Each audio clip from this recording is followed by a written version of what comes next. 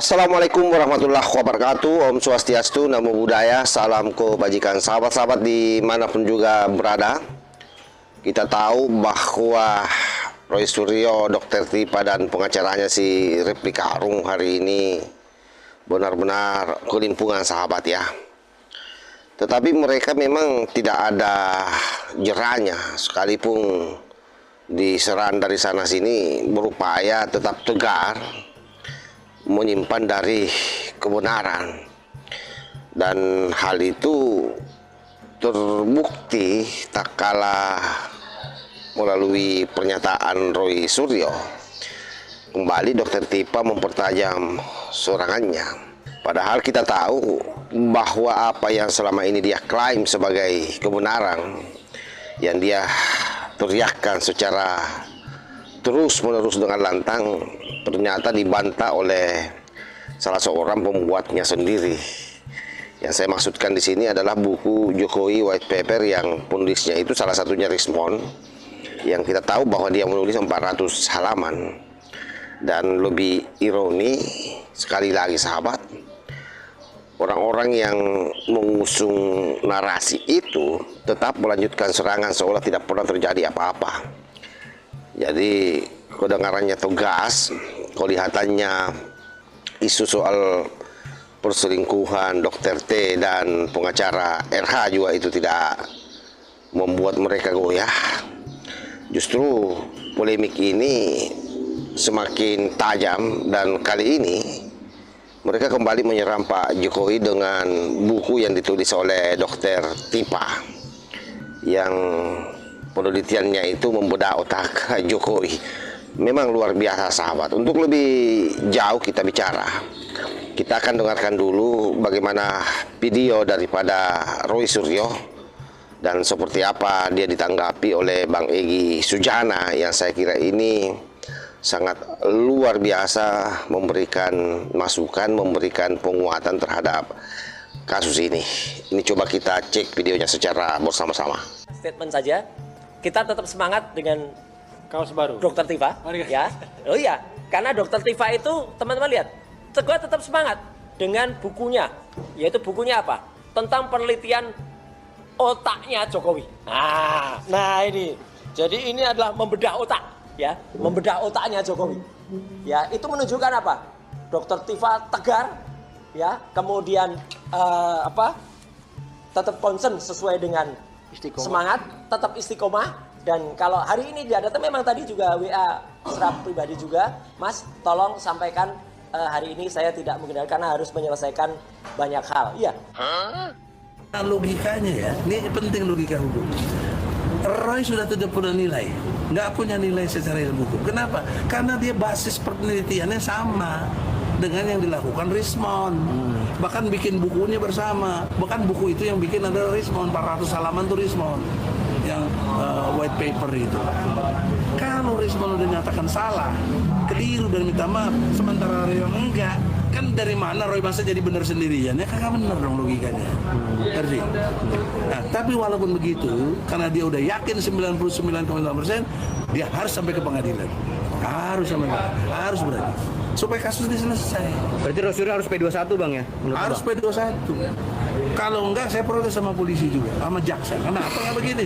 Sahabat-sahabat sekalian, kalau kita menilik kasus ini berjalan dari awal, buku yang ditulis oleh mereka yaitu Jokowi White Paper ini adalah merupakan dokumen yang mereka posisikan sebagai kajian serius. Tapi kami melihatnya hanya sebagai salah satu cara untuk ngeles dari jeratan hukum. Jadi mereka tampil seolah-olah sebagai peneliti. Dan itu dijual ke publik sebagai hasil analisis yang kuat, seolah-olah ini adalah merupakan peluru pamungkas bagi mereka. Tetapi fakta kemudian berbicara lain sahabat. Salah satu penulisnya sendiri seperti yang saya sampaikan di awal video, yaitu Rismond Hasyolan Sianipar, justru mengakui bahwa ada kekeliruan dalam isi dokumen tersebut. Jadi dia melakukan kekeliruan, diakui itu dalam melakukan penelitian ijazah Pak Jokowi.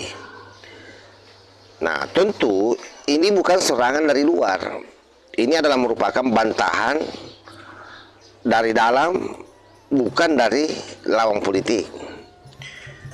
Sekali lagi, ini adalah merupakan koreksi dari internal mereka, yaitu Rismon Sianipar yang hari ini kita dengar informasinya terakhir sudah mendapat persetujuan RJ. Oleh sebab itu, sahabat-sahabat sekalian, di dalam dunia akademik, ketika penulis sendiri meragukan karyanya, maka yang runtuh itu bukan saja isinya, tapi seluruh kredibilitasnya. Logika sederhananya, kalau pondasi sudah runtuh, seharusnya dilakukan evaluasi secara total. Tapi yang terjadi dalam posisi ini justru sebaliknya. Maka benar apa yang disampaikan oleh Bang Egy Sujana dalam cuplikan video yang saya lampirkan itu, bahwa sesungguhnya posisi Roy Suryo, Roy Panci, Dr. Tipa hari ini pasca Risma memberikan pengakuan RJ mohon maaf ke Pak Jokowi, itu juga seharusnya sudah tidak punya lagi pondasi. Oleh sebab itu beliau mendorong agar segera dilimpahkan kasus ini ke kejaksaan dan berharap disidangkan. Kalau tidak, maka Egy Sujana akan menuntut polisi dan kejaksaan katanya. Ini kan semakin luar biasa sikap Bang Egy melihat persoalan ini, sahabat. Padahal kita tahu dulu Bang Egy Sujana ini adalah orang yang salah satunya ya yang paling kuat menyerang Pak Jokowi. Nah, sementara kalau kita melihat situasi yang terjadi Dr. Tipa, Roy Suryo, dengan berbagai macam isu juga yang menyerang akhir-akhir ini, terutama Dr. Tipa dengan pengacaranya, justru tidak mundur, tidak melakukan koreksi, tidak juga merombak pendekatan yang mereka buat sebelumnya. Lalu apa yang dia lakukan? Mereka pindah ke narasi baru, yaitu bedah otak Jokowi. Sebuah istilah yang terdengar ilmiah, tapi menurut saya sangat problematik jika ini tidak didukung dengan data medis yang sah, yang valid, yang terverifikasi. Nah, tentu yang menjadi pertanyaan sekarang adalah apakah ini benar-benar penelitian atau memang hanya sekedar framing untuk menyerang Pak Jokowi? Karena sahabat-sahabat sendiri tahu bahwa dalam ilmu pengetahuan, analisis tanpa data valid, saya kira bukanlah kesimpulan, tapi itu lebih pada spekulasi sebenarnya. Oleh sebab itu menjadi sangat menarik ketika kritik tidak hanya datang dari luar. Dan Egy Sujana sendiri justru menyampaikan sesuatu yang sangat telak, sebagaimana yang saya sampaikan di awal tadi, bahwa basis yang digunakan oleh Roy Panci maupun Tipa masih sama dengan yang digunakan dalam Jokowi White Paper. Oleh sebab itu, karena dokumen Jokowi White Paper ini sudah dibantah sendiri oleh penulisnya, artinya apa? Artinya argumen yang digunakan saat ini berdiri di atas sesuatu yang sudah gugur. Nah, dalam logika sederhana, kalau pondasi retak, bangunannya pasti roboh. Dan itu sebabnya Egy Sujana mendesak Polda Metro Jaya, mendesak kejaksaan untuk mempercepat proses hukum, dan saya mendukung itu, dan memang seharusnya itu yang dikawal, sahabat. Karena kalau sudah sampai di pengadilan, itu tidak ada ruang untuk asumsi, yang ada di sana hanya bukti. Oleh sebab itu kalau kita tarik lebih jauh, sekali lagi ini bukan sekedar kasus biasa, ini adalah pola. Jadi gagal dengan satu narasi, ganti narasi baru. Narasi baru dipertanyakan, ya ganti lagi dengan isu lain, tanpa pernah menyelesaikan yang lama. Salah satu contohnya misalnya sampai hari ini kan tidak ada klarifikasi itu yang dilakukan oleh Dr. T dan RH terkait dengan apa yang disampaikan oleh para tabas ya, terkait dengan perselingkuhan itu. Oleh sebab itu, sahabat-sahabat sekalian, dalam dunia komunikasi politik ini disebut sebagai isu recycling.